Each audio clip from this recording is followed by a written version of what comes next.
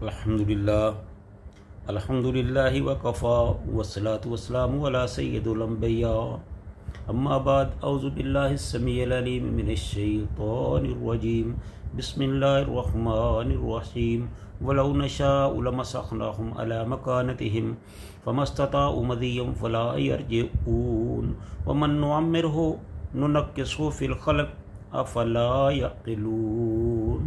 हर किस्म की हम्द व सना अल्लाह ताला की ज़ात वाला सफ़ात के लिए जो सारे जहानों का खालिक व मालिक और परवरदिगार है, और लाखों करोड़ों अनगिनत दुरूद व सलाम प्यारे आका हज़रत मुहम्मद करीम सल्लल्लाहु अलैहि वसल्लम की ज़ात वाला सफ़ात पर, जिनको अल्लाह ताला ने सारी दुनिया का, सारे जहानों का सरदार बनाया और सारे नबियों का इमाम बनाया।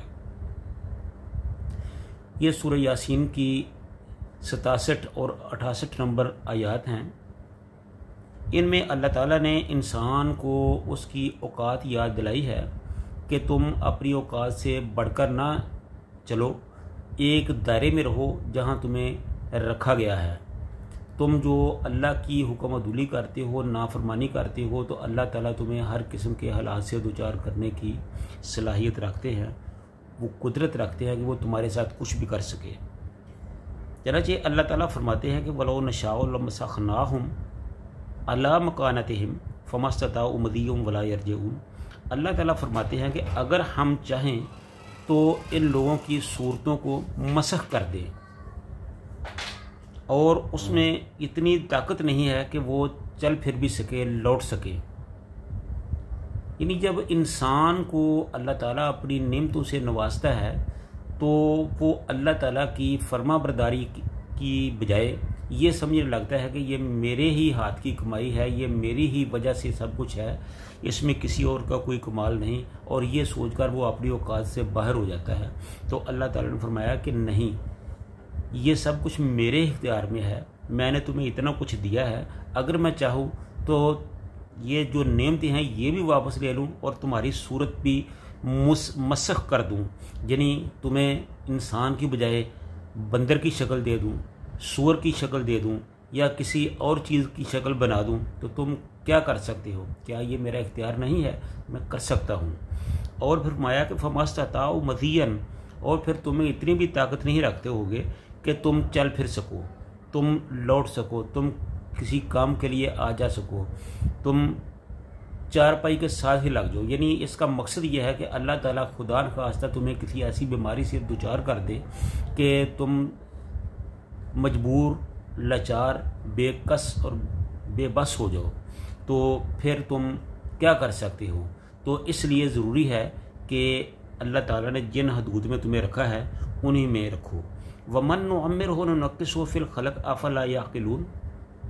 और अल्लाह ताला फरमाते हैं कि ये हमारे इख्तियार में है कि हमने किसी को कितनी उम्र देनी है। अगर हम किसी को बहुत लंबी उम्र दे देते हैं तो हम उनके हालात को उल्ट भी सकते हैं। तो इन हालात को देखकर क्या इंसान समझता नहीं है? यानी कि अल्लाह ताला किसी को लंबी उम्र देता है, उसमें बहुत सी नेमतें देता है, तो इंसान को ये भी समझना चाहिए कि अल्लाह ताला इस उम्र को ख़त्म भी कर सकता है, अल्लाह ताला इन हालात को पलट भी सकता है। यानी नेमतों की बजाय तुम्हें किसी मुसीबत में भी डाल सकता है, तुम किसी मुसीबत में भी आ सकते हो, तुम्हारे हालात पलट भी सकते हैं। तो इंसान पर हमेशा खुशी के हालात ही नहीं रहते, किसी वक्त गमी के हालात भी हो जाते हैं। तो इंसान को देखना और सोचना चाहिए। तो इन आयात में इंसान को ये धमकी दी गई है कि अल्लाह ताला की अता करदा जिन कुव्वतों को वो राह रास्त पर सर्फ करने की बजाय ख्वाहिशात नफस की तकमील और इस्लामी दावत को नाकाम करने में सर्फ कर रहे हैं, इसका तकाजा तो ये था कि हम इनकी बनाई को सलब कर लेते और इन्हें हर तरह से मसक करके अज़्व मुअत्तल बनाकर रख देते ताकि लोग इन्हें देखकर इबरत हासिल करें। लेकिन इन लोगों की हमाकतों का क्या कहना कि ये अल्लाह की अता करदा सलाहियतों और क़ुव्वतों को अपनी मलकियत समझते हैं। वो समझते हैं कि ये सब कुछ हमारी ही वजह से है, और अल्लाह ताला की कुदरतों की दस्तरस से बाहर समझते हैं। इनका ये गुमान है कि کہ ہم جو چاہے کریں، ہمیں کوئی پوچھنے والا اور پکڑنے والا نہیں۔ تو ان کی اس غلط فہمی کو دور کرنے کے لیے خود انسان کی اپنی زندگی کے احوال و مشاہدات سے دلیل دی جا رہی ہے کہ تم خود اپنی آنکھوں سے دیکھتے نہیں ہو کہ کس طرح انسان کو گندے پانی کی ایک بوند سے پیدا کیا جاتا ہے۔ ماں کے پیٹ میں گزرنے والی احوال و کیفیات کو تو چھوڑو، وہ دنیا میں آنے کے بعد ایک مضغہ گوشت کے یعنی گوشت پوشت کے ٹکڑے کے سوا اور کچھ بھی نہیں ہوتا۔ حواس سے بے بہرا اور عقل سے محروم ہوتا ہے، یعنی اس کے بچپنے کا تذکرہ کیا جا رہا ہے کہ جب وہ انسان دنیا میں آتا ہے حواس سے بے بہرا ہوتا ہے، عقل سے محروم ہوتا ہے، ہر طرح کے احساس سے عاری ہوتا ہے۔ اسے یہ تک معلوم نہیں ہوتا کہ ماں باپ جو اس کے وجود کا باعث ہیں، ان کی وجہ سے ہی وہ دنیا میں آیا ہے، وہ کون ہے، کسی کی پہچان نہیں ہوتی۔ پھر قدرت اسے بتدریج قوت توانائی بخشتی ہے، حتیٰ کہ جوانی کی حدود میں داخل ہونے کے بعد وہ قوت اور توانائی کا پیکر بن جاتا ہے۔ پھر جیسے جیسے ان قوتوں میں اضافہ ہوتا جاتا ہے اور اس کے ساتھ وہ عہدہ منصب کی حیبتیں بھی شامل ہو جاتی ہیں، تو وہ بالکل ہی بھول جاتا ہے کہ میں کون ہوں، کس حالت میں آیا ہوں اور اللہ تعالیٰ نے میرے دل میں کیا ڈیوٹی لگائی ہے۔ وہ اپنے آپ میں اتنا مگن ہو جاتا ہے کہ وہ ہر چیز سے بے نیاز ہو کر اللہ تعالیٰ کی نافرمانیوں پر کمر بستہ ہو جاتا ہے اور اپنی ساری زندگی کو ضائع ہی کر لیتا ہے، اور اسے یہ پتہ ہی نہیں چلتا کہ وہ کس کے لیے آیا تھا، کیوں آیا تھا، اس نے یہاں آ کے کیا کرنا تھا۔